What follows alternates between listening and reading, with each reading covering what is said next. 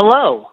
On behalf of Health and Human Services and Centers for Disease Control and Prevention, I would like to welcome everyone to a National Influenza Vaccination Disparities Partnership webinar. My name is Adam Ungson, and I work for Kaufman and Associates. Carlos Velasquez with HMA Associates and I will be the moderators for today's webinar. Before we begin, I'd like to mention some housekeeping items. There are two main features of your webinar interface. You can see the first PowerPoint slide of the presentation in the main window, and the Q&A box is in the bottom right-hand corner. Today's question and answer period will be at the end of the presentation. However, if you have questions for our presenters, feel free to submit them in the Q&A box at any time. If you need technical assistance during the webinar, please enter your tech support question in the Q&A box. Our tech support staff will be monitoring these questions throughout the webinar, and we will work to answer your tech support questions right away. You'll receive an answer in the Q&A box. Finally, please be aware that today's webinar is being recorded and that the recording will be made available online in the near future on cdc.gov. With those announcements made, I would like to welcome everyone to today's webinar and hand it over to Carlos. Thank you so much, Adam. It's great to be with you all this afternoon on this particular day where we are celebrating the fact that in Washington, D.C., we hit a record high of 73 degrees right in the middle of winter. At the same time, some of our presenters are experiencing snowfall. And so despite the weather, they're with us, and wherever you are, I'm hoping that you are safe and warm and comfortable.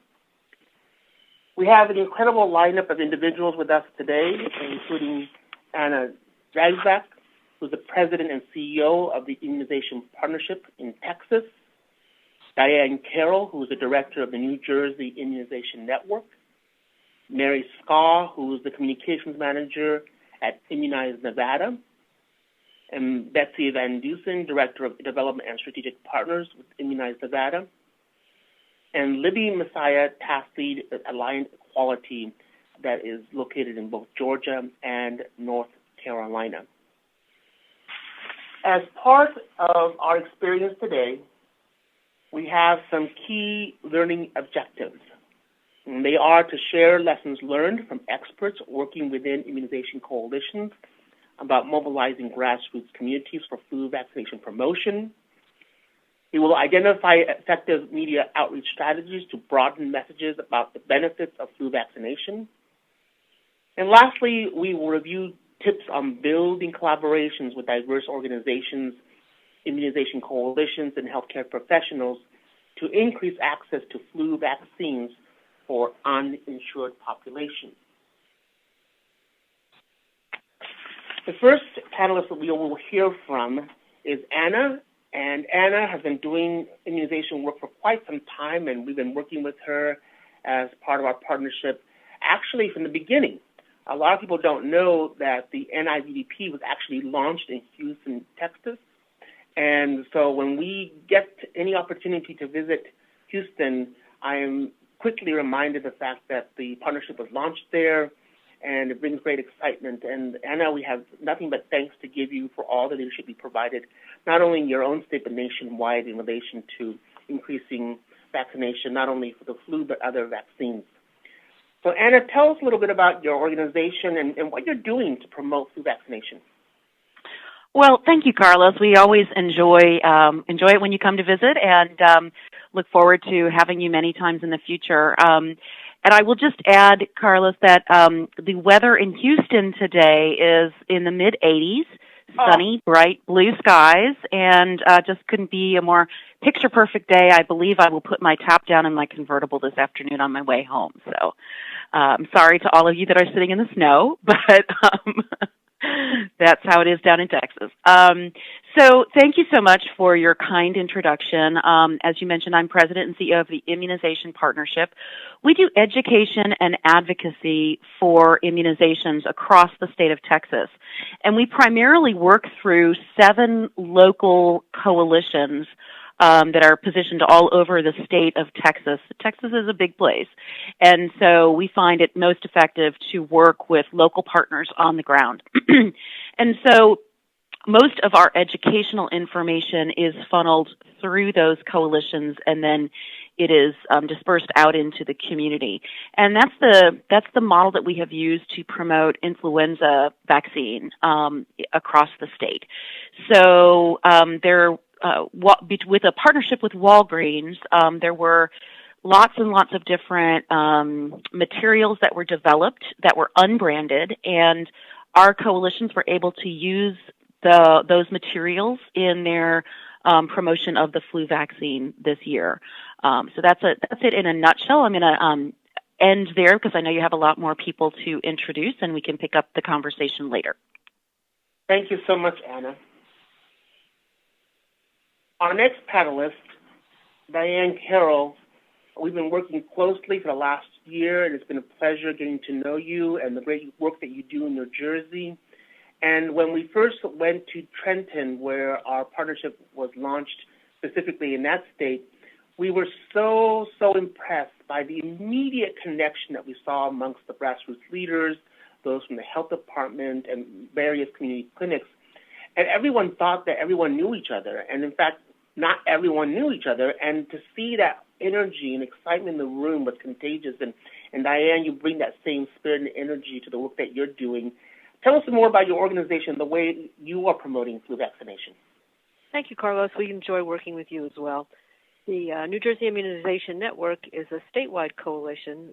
We have about 400 members representing maybe 180 organizations. We're a program of the New Jersey American Academy of Pediatrics, and we're co-led by the New Jersey Academy of Family Physicians. We work with partners in community programs, mainly right now in Newark and in Trenton. A lot of our messaging, newsletters, webinars, and so forth, we disseminate directly both to providers and to members of the public. We have, and we're even now in the process of launching our social media presence. I think a little bit differently, we've undertaken a number of activities focused on changing the climate around mainly adult immunization in response to New Jersey's very low immunization rates for adults. And we started with the goal of just raising awareness of the need to increase adult immunizations among providers and within the medical community. Flu and pneumococcal have been a big part of that work. We have a very active adult immunization working group.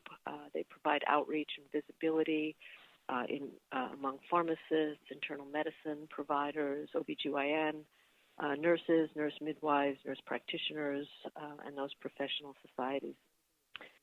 One of the indicators that this has been working well is that the Commissioner of Education the Commissioner of Health has been going around and including adult immunization in her and the need to increase the adult immunization rates in many of her presentations.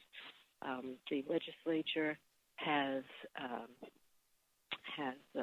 indicated that has voted to make August Adult Immunization Month in New Jersey, and we see a lot more activities around adult immunization from the different professional societies that exist in New Jersey. We've also been working with the American College of Physicians on their I Raise the Rates program. We've created a network of immunization champions in New Jersey. The goal is to nurture and grow that, to get some grassroots practitioners working within the communities to boost rates. We now have been working for about 18 months at 8 different sites, including federally qualified healthcare centers and a number of community clinics in urban areas. We started, about January of 2016, and each of these sites has been doing quality improvement programs to boost rates within their own practices. That's excellent, Diane. A lot to share there, and I'm very impressed not only by the leadership that you show, but also your commissioner. That's excellent. And Diane, I know actually you're one of the individuals who's surviving quite a bit of snow in New Jersey. We are. Well, thank you for being here with us today. And Mary Skau is the communications manager at Immunize Nevada, and I have a long history with Immunize Nevada, even before it was Immunize Nevada, and the new name was formed, and the effort was to merge two different coalitions together. And I have a long history to the point where I want to say perhaps 15 years in terms of the work we've been doing with in Nevada. And so that history makes a big difference in terms of not only knowing the coalition leadership, but feeling that they're part of the family that we have here. So, Mary, tell us about the work you're doing at Immunize Nevada, and how are you promoting flu vaccination? Okay, well, thank you very much for having us on the call. I'm probably one of the newest members to Immunize Nevada. So some of the work we do is very similar to Diane and Anna. We work with partners within our local communities. We're spread throughout all of Nevada, but mostly based in the north in Reno and the south in Las Vegas.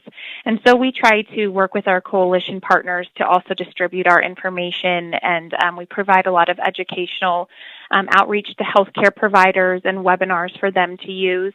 I am the communications person, so I obviously focus a lot on our media partnerships and Facebook and other social media posts, which provide a good way for us to network and reach out to our own audience. But then through using social media, we're also able to have our partners share our information with their audience to really spread important information about the flu and other items that come up.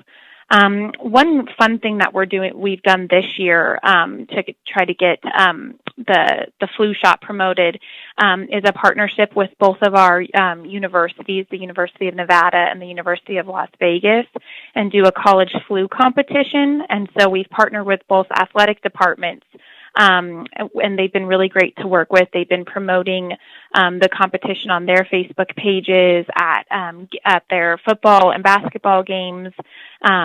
So we're basically, it's a rivalry competition between the two universities to see who can get the most flu vaccines. So we've done a lot of social posts in that way, and but that's been really fun. So I also I know Betsy's next, and so she can kind of dive into a little bit more since we have two folks from our organization on. So I'll defer to her and not steal all her thunder as well. Thank you so much, Mary.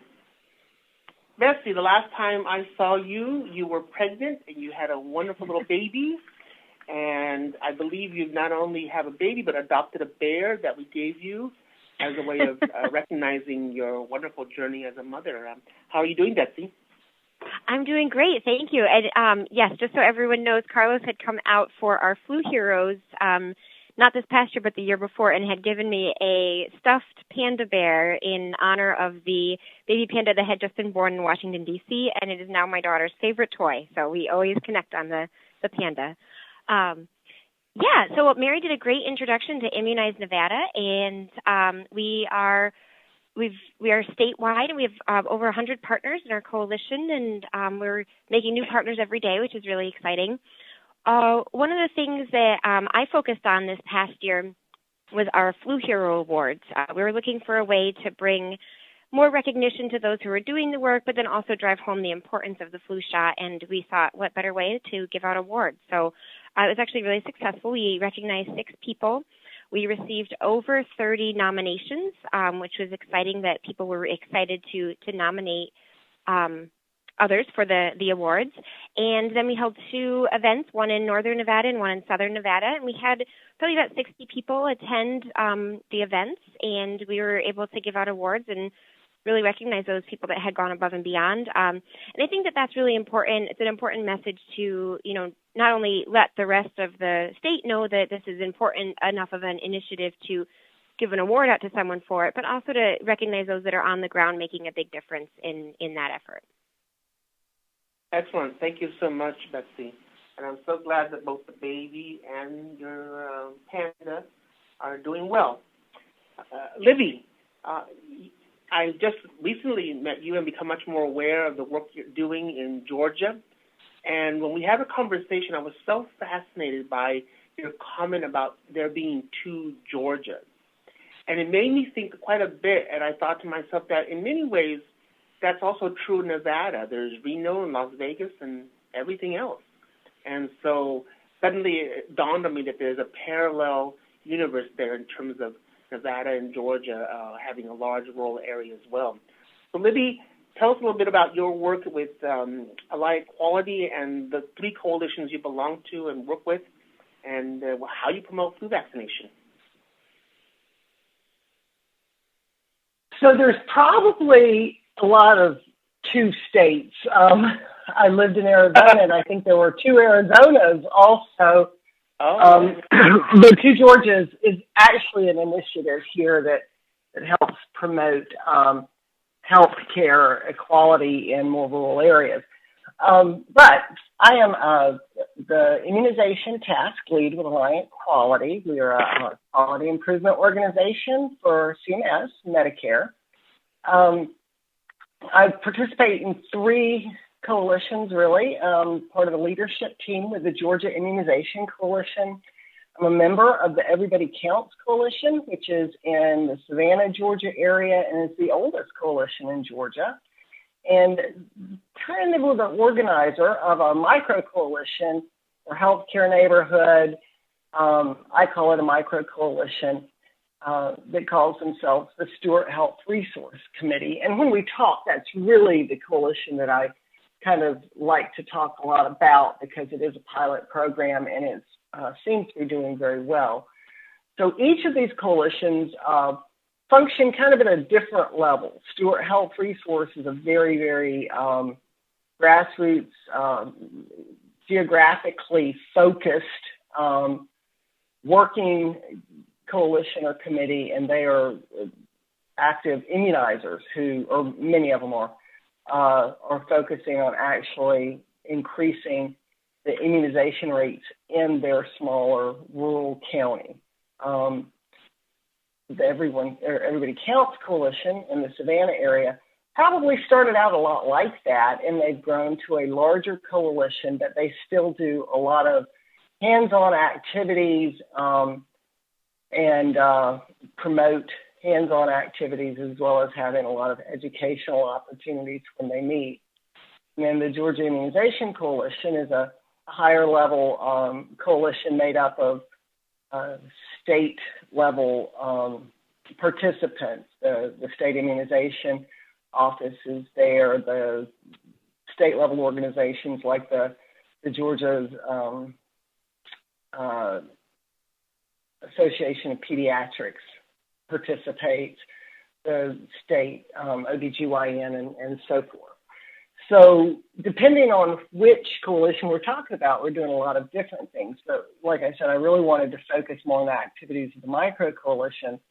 And that group meets, looks at their local numbers, and discusses with one another kind of who's going to do what. They do a lot of referring back and forth. The participants are independent pharmacists, the local health department nurse manager, one of the nurse practitioners in FQHC, and their family connections director. And so they have just pulled together a lot of really good stuff, focusing their area, that county, and the kind of the culture of the county, and really looking at some of the challenges that their patients and their clients in that county face, and doing health fairs. They're working on trying to do like a travel immunization clinic out to homes. The independent pharmacist now does go into homes and vaccinate, as they have started identifying individuals who have a hard time getting around. That's fascinating, Libby. We'll have to definitely have some follow-up questions in relation to that. So now we're going to move into some prepared questions, and I will call upon some of the panelists to address these questions individually and then we will then go through a Q&A session with everyone, and we will have an opportunity for you to actually, at any time you hear anything that you have a question about, to actually drop it into the Q&A box, and Adam will help prioritize those questions.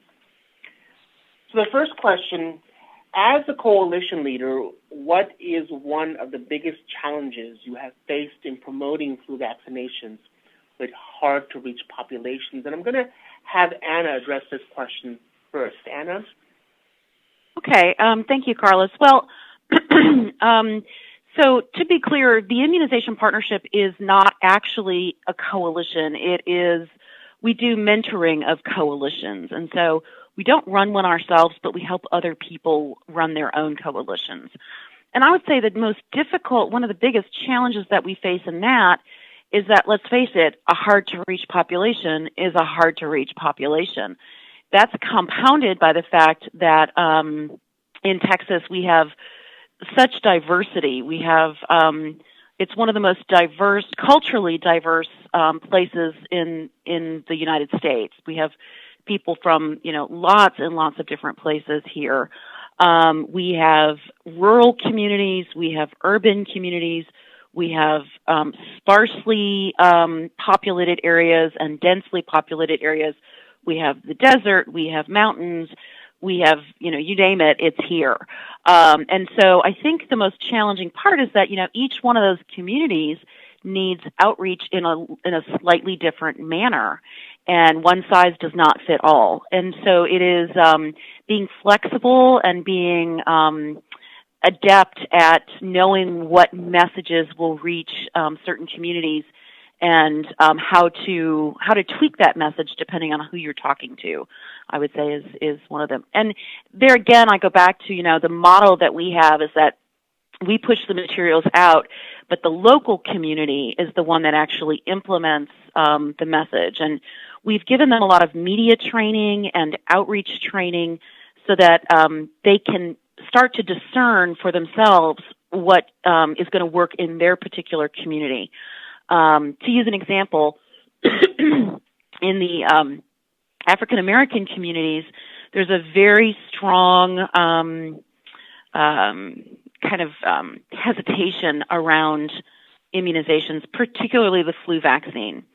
And so we have some coalitions that work in areas that are heavily populated with African Americans, and there's a different kind of message and a different messenger that will resonate with that community. It's working through some of the local churches. It's working through some of the schools and some of the community organizations to craft the message for that audience. Whereas, say in some of the Hispanic communities that our coalitions work in, there again, it's going to be a different kind of message, and it's going to be slightly tailored for that community. It's going to have to be in Spanish, and it's going to have to touch on things that are culturally important to those communities. So I think that's our biggest challenge, is the diversity and changing the message enough to make it resonate with each different community. Those are some fascinating points, Anna. And as I'm thinking about what you said, what interests me is the fact that there's such geographic diversity in the state. It's a big state. Yeah. And you have Dallas, and of course you have Houston, that are these huge cities. And then you have sparsely populated areas, as you mentioned. And I'm also thinking about even the border. It's a really different reality on the border, and where vaccine access may be very challenging. And so you have your hands full, Anna. Well, we think it's very important work, so we're happy to do it. Excellent, thank you. How about for you, Betsy? What do you think are some of the challenges that you faced in promoting flu vaccination with hard-to-reach populations? I think that the challenges that we see here in Nevada is making it a priority. I mean, we have a lot of folks who are hard to reach for very specific reasons. They're facing a lot of barriers in their lives to accessing health care, and vaccines is just one part of that. So trying to connect with them and let them, really see the importance and value of, going those extra steps to get the flu vaccine is one of the challenges that we face. I think that what we do to connect with that is we try to do as many community clinics. We try to connect people with providers in their neighborhoods so that we're removing some of those barriers and helping them overcome the challenges that they face just in their everyday lives. Excellent. I heard one particular comment from Anna that has really been a strong, consistent message that we have been hearing from our partners and the constituents and clients that they serve, and that is that one message doesn't fit all. But in your comment, Betsy, I also have another lesson that we have time and time again been reminded of, and that is that it's important to meet people where they're at. And one particular strategy that I know that Immunize Nevada implemented was to have these neighborhood clinics in the fire stations. And it made so much sense to have that happen because, firefighters are trusted people. And so when you have those, I think you call them open houses or something like that, people just go in droves and you set up shop. And I think that's been an effective outreach strategy. And correct me if I'm wrong, but I think that's something that's very unique that you've been doing there, Betsy. Yes, we do partner with the Clark County Fire Department, which is in southern Nevada, to do those clinics. And we actually do them throughout the year, so we'll also do some back-to-school clinics with them and then have booths, even if we don't have a provider there, but just educating people. Because you're right, they are trusted. They're actively trying to be a member of the community, and people aren't intimidated necessarily going into them to those open houses. And they serve popcorn and hot dogs, which is always a plus as well. But even if it's not the fire department, I think that is definitely a consistent strategy, is finding those locations and facilities that are trusted and working, with those neighborhood at that neighborhood level to make people feel comfortable coming in for those services. Excellent. And I just out of curiosity, when it came to the challenge between the University of Nevada and Reno and Las Vegas, was it the football players or the basketball players that were more likely to get vaccinated? That's a good question. Mary, have you gotten any data on that? One of the issues is because of the NCAA rules, we could only really work with the coaches to help promote the vaccine. The players weren't really supposed to, they're not allowed to participate in an outside program in that capacity. So we weren't necessarily targeting just the players, but the program was really focused on college students, fans, and alumni and faculty. So anybody who was attending the games would receive the message to go support their team. So I couldn't give an answer about football versus basketball players specifically, but I do think we had more success with football just because of the time of year. For instance, we just went to a basketball game at our university last night, which was the rivalry game between the two, and only did 10 flu vaccines. But I think that's just because it's February and a lot of the people who were going to get vaccinated already did. So I think we had more success in our December solely due to timing. Oh, okay. I was going to ask the question differently, but I didn't want to get into politics if it was the female team versus the male basketball team or football team. Well, the football team. We've done it at both the men and women's basketball. Ah, okay. Excellent. So I'm going to move on to the next question. And that is, what strategies have you used to frame your messages to counter misconceptions about the flu vaccine? And I'm going to turn this question over to Diane. And Diane, if you could speak up a little louder. I'm having problems listening or hearing you. I'm going to try. Is that any better? Oh, much better. Okay, let's see if that works. I think it's my old phone here that's holding me back. But in terms of strategies, I think we're coming back to the one message, one size does not fit all. And I think it's being very careful and very strategic in how you tailor those messages. Different communities are going to respond very, very differently, different age groups. And some of the more vaccine hesitant populations also need to be thought of in terms of, certainly in a state like New Jersey, need to be thought of as a hard-to-reach population as well. So we're doing some work now and trying to understand that dynamic better and trying to structure our messages to be more resonant with that community. Very well.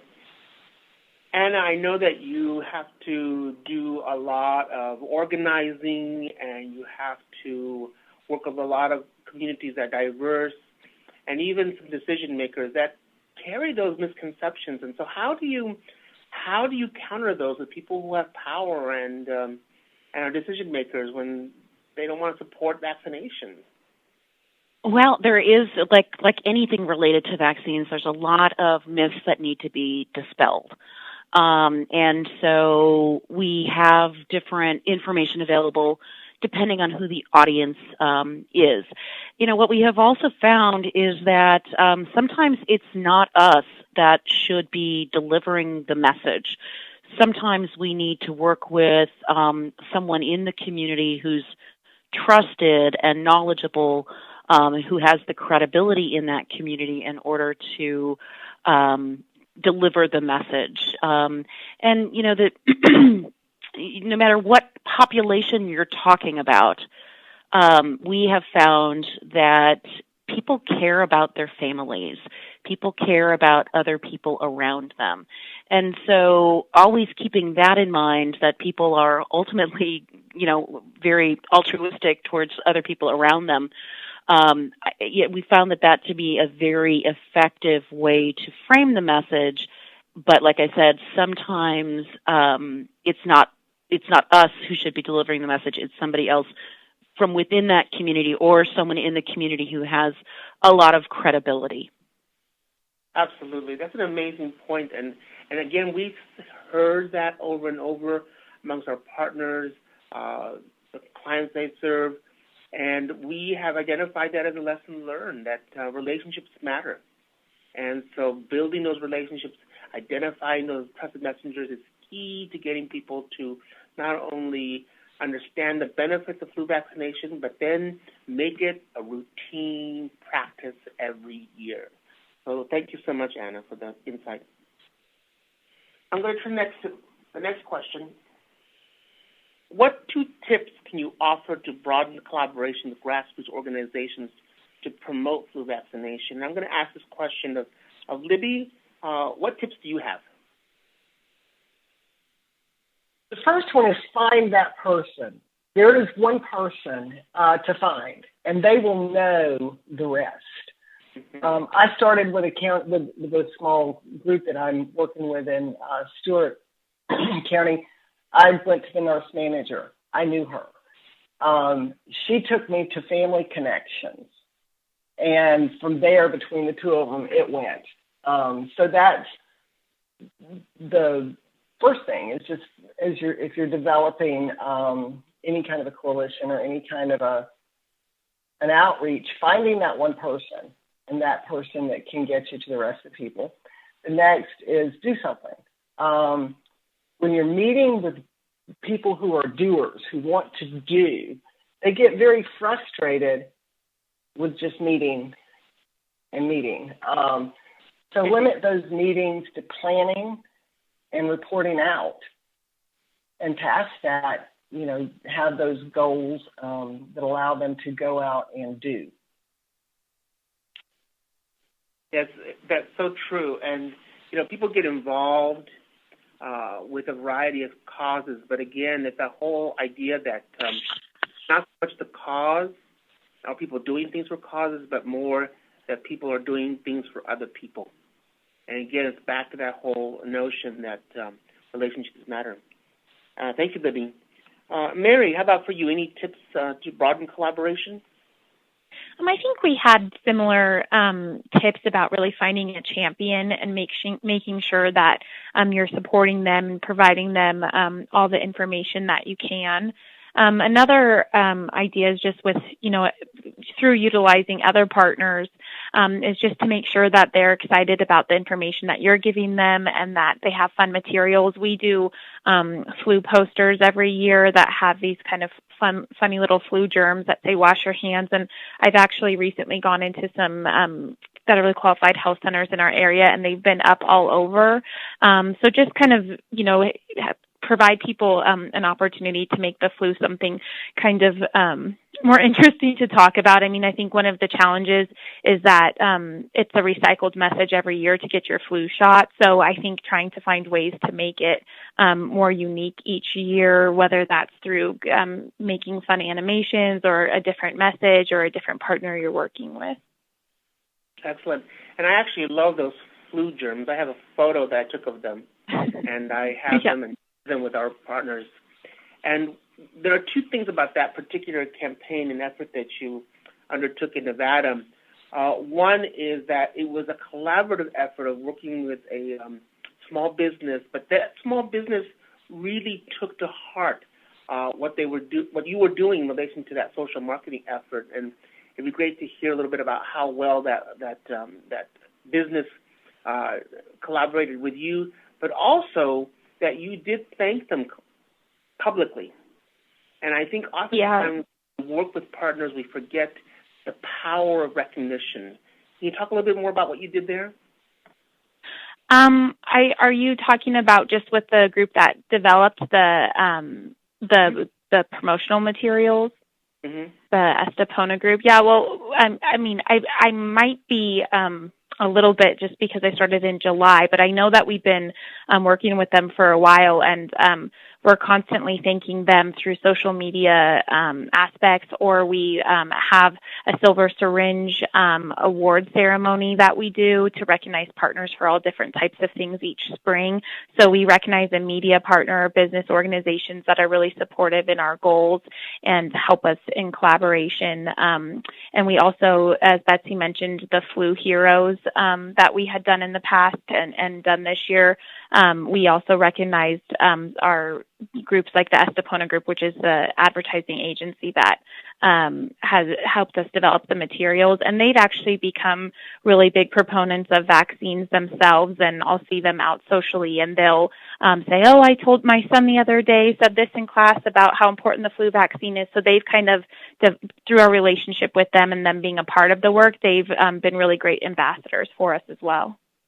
Excellent. I hope that if there's an opportunity, if you could share some of those resources that could be then passed on to partners, just so they can see the great design work that you did and the efforts and results that you received through that campaign. Yeah, we'd be happy to. Right. Yeah, and this is Betsy. That information, we have a website, influencenevada.org, and so all of our materials are up there, and that's another toolkit for partners. They can go on there and download or request, and we'll actually drop off supplies for them. So if anyone's interested, they can go to influencenevada.org and see all those images and messages. Excellent. Thank you so much. Our next question, what should NIVDP partners know about the benefits of working with immunization coalitions? And this question I will ask of Diane. What's the benefit of working with a coalition? Well, a coalition, just by definition, expands your reach. So you can connect with many, many more people, I think, working through an immunization network or coalition.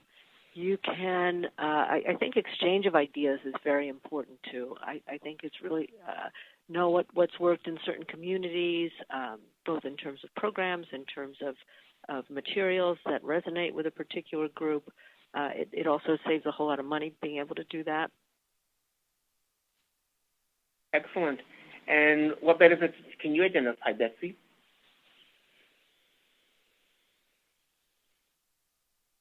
Oh, sorry, just unmuted.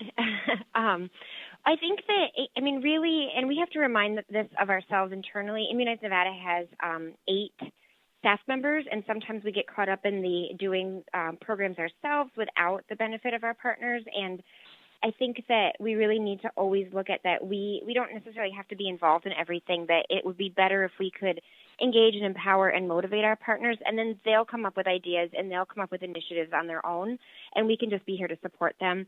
It just extends what we can do, and they have a further reach than we do. So working with partners really is really the heart of who we are as a coalition. Absolutely. We've seen that with a lot of our partners, that ownership makes a huge difference, that they're involved in planning, the execution, and when they feel like they're part of the solution, it goes a long way. Thank you so much, Betsy. I'm going to move on to the next question. And as immunization leaders or champions, what keeps you motivated to create healthier communities? Libby, what keeps you motivated? You've been doing this for a while.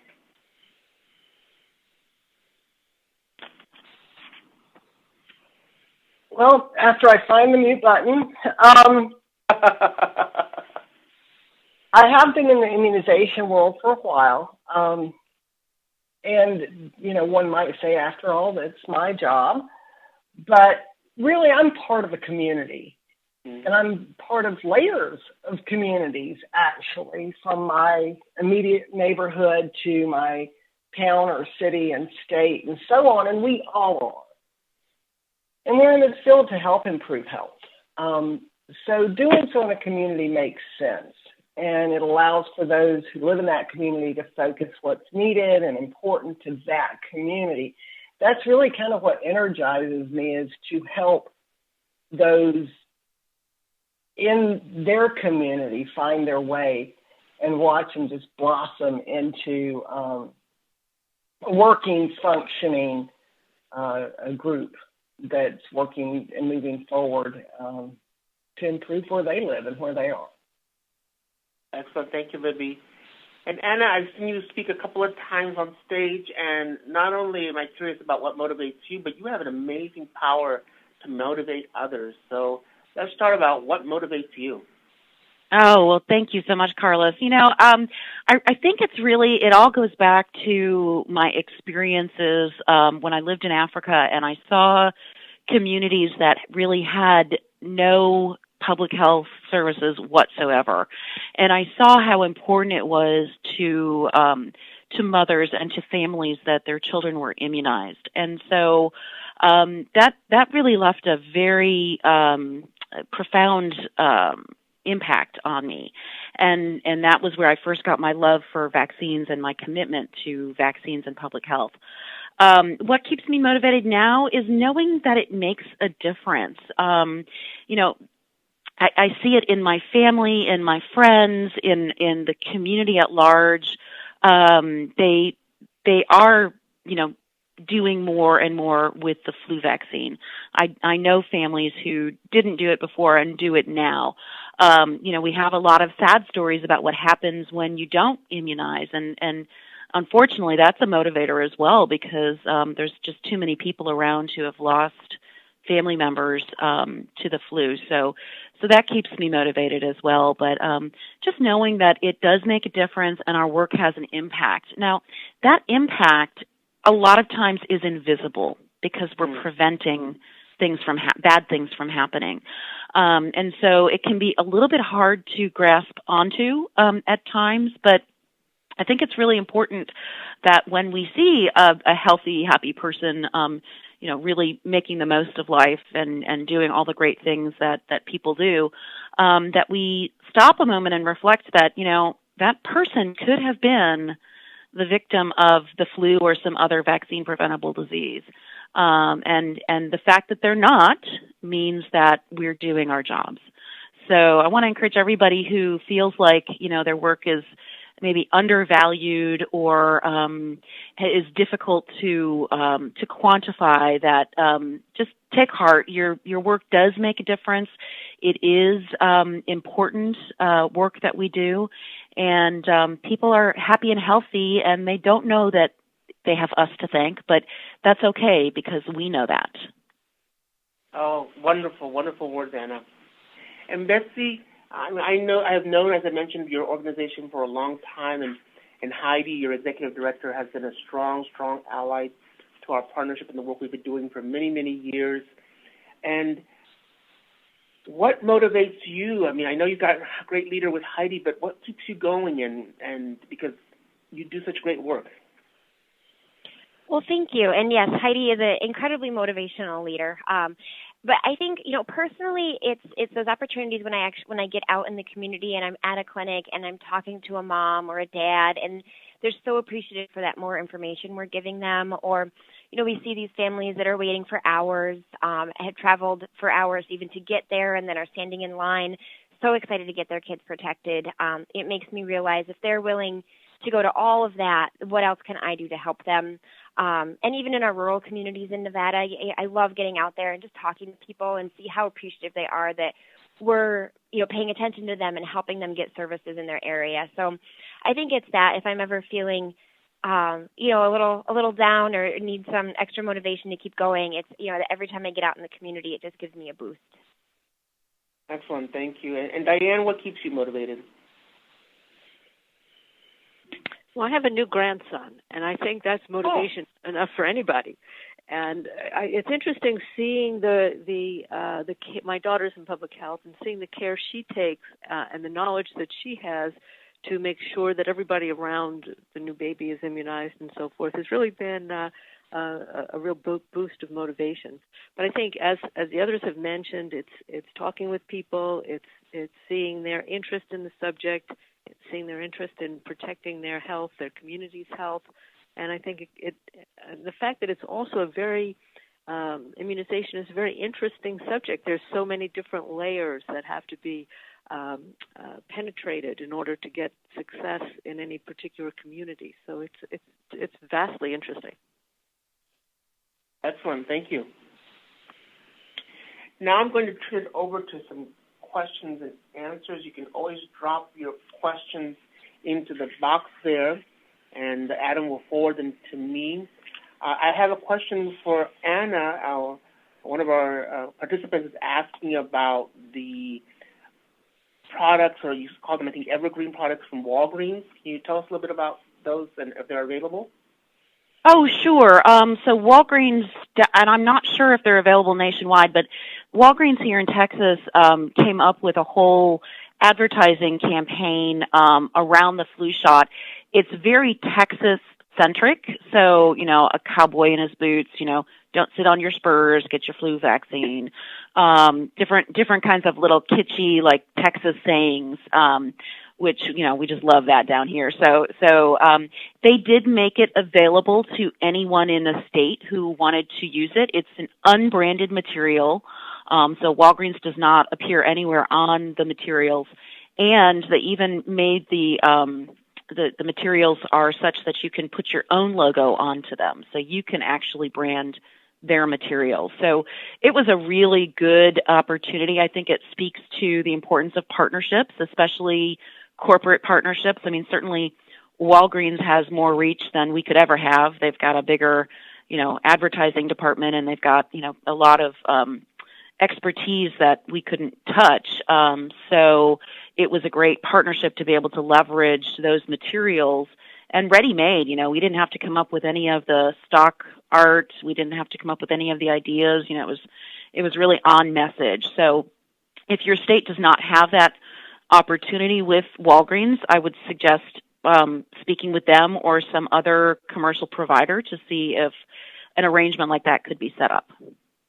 Excellent. I believe, and correct me if I'm wrong here, Betsy and Mary, but Walgreens did something similar in terms of creating such non-branded materials in your state. Is that correct? This is Betsy. We have a really strong partnership with Walgreens, where they have their flu program where they're able to provide free flu vaccines to the community. As far as the branded material, that is not something we've done with them, at least in the 2 years that I've been here. But they are very supportive in that getting out in the community level. Excellent. I know for sure that it started in Illinois, the whole idea. It was piloted there, has developed a life of its own, and the level of collaboration and partnership in Illinois has been very strong. And I've seen it in Washington State and in Washington, D.C. There was a similar effort on D.C. Vaccination Day, and they did all kinds of drive-through clinics and had clinics set up not only in their own stores but in community-based organizations. And we're very thankful for the partnership that Walgreens has provided. I have another question here for Libby. The comment about the two Georges, I guess there was a question about, tell us more about what that actually entailed? I haven't worked as much with Two Georgias. That is actually an organization that does a lot of work towards encouraging local coalitions and managing local funds distinctly or specifically to help decrease healthcare disparities in rural areas. So they are an organization that encourages and helps fund other organizations in those rural areas to get together and work on some of the healthcare disparities that is recognized in the more rural, the second Georgia. Very good. And I see one of our partners is asking a question, and I'm going to actually direct this question to both Betsy and Anna. It's about what kind of social media strategies you've implemented in your state. So I can speak to that. This is Anna. We actually use Facebook quite a lot. We encourage our coalitions to use Facebook. Twitter, we use it, but it seems like Twitter, the more appropriate forum for Twitter is when we do our advocacy work. It seems to be used quite extensively at our legislature. And so it's primarily Facebook. We've given tutorials to our coalition about how to use Facebook. We actually provide them with content if they would like it. They're welcome to develop their own content, but we put things out over our Facebook page, and they're welcome to repost them if they don't want to go through the hassle of finding their own content. And so that has worked really, really well. It seems to have wide audiences, and it's easy to manage. So Facebook has really been our go-to for social media. Excellent. And I don't know if you know this, Anna, but one idea that came from Robin, someone that used to work with you, was that she wanted us, meaning the NIVDP and the CDC, to actually develop evergreen messages and provide a tutorial calendar. And from that suggestion, it actually took off. And so now we offer those posts to all our partners that are easily circulated and used, and they're evergreen, so we can use them anytime. And so it's always about listening to what people are saying, but actually then following through and doing it. And you never know about what great ideas come from where. So, that's excellent. I'm happy to hear it. Yeah. And Betsy, what are you doing in Nevada? So I am actually going to toss this one back to Mary, because as the communications manager, she has been really spearheading our social media efforts. So, Mary, if you want to take this one. Thanks, Betsy. Yeah, we definitely use Facebook a lot, and I would say, it's a huge part of what we do, and maybe that's because it's a lot of what I do. But, I think the great opportunities with Facebook are the ability to allow your partners to see what you're doing and also share messages with one another.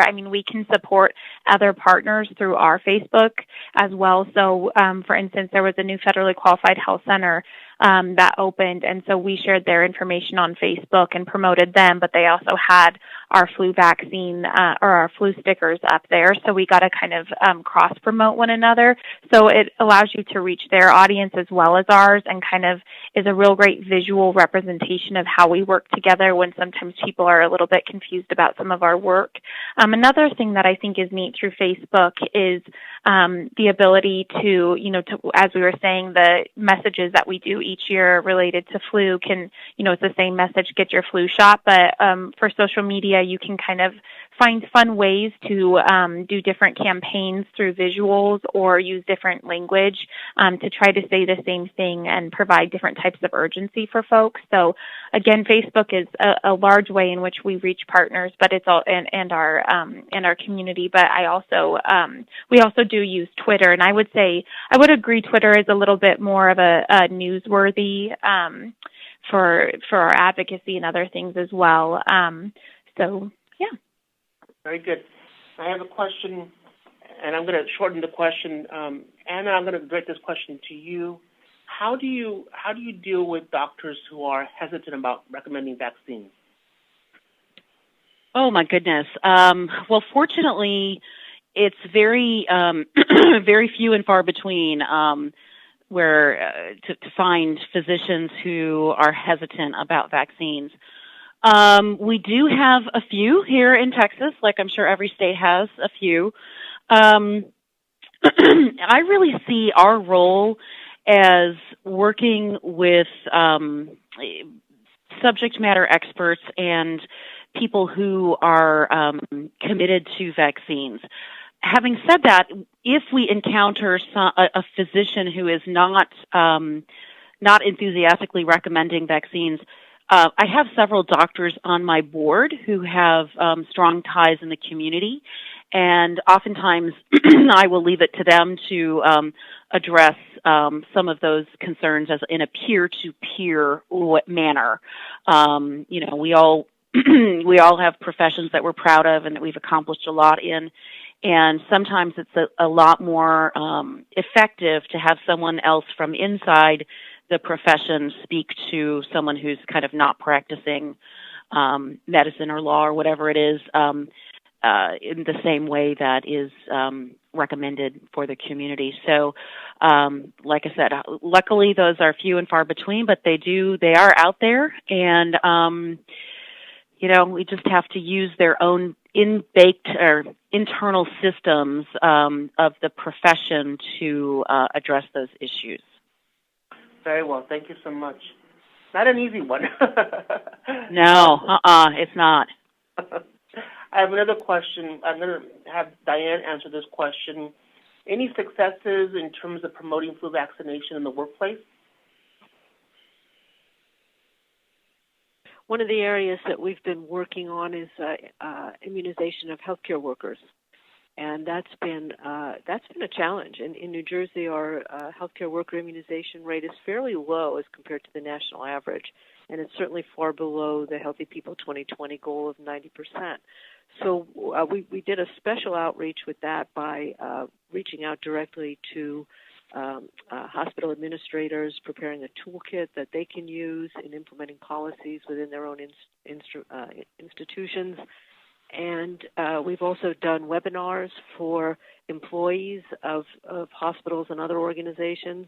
And I'm bringing this up because it's rather analogous to the situation of how to work with any employer. The occupational health specialists in those organizations are usually very good contacts and very eager to help out. And so I think that if you're targeting a particularly large industry in your area, that would be a good first step, is that contact. And then and those organizations are always very happy to have the publicity that they're doing the right thing by their employees. So they're often quite eager to help get that immunization done. Very well. And this is the last question, and I know we're running out of time, but I just have to ask this question because it's fascinating. And I'm going to direct it to you, Mary. How do you deal with negative posts or messages that are put on your Facebook or any social media platform?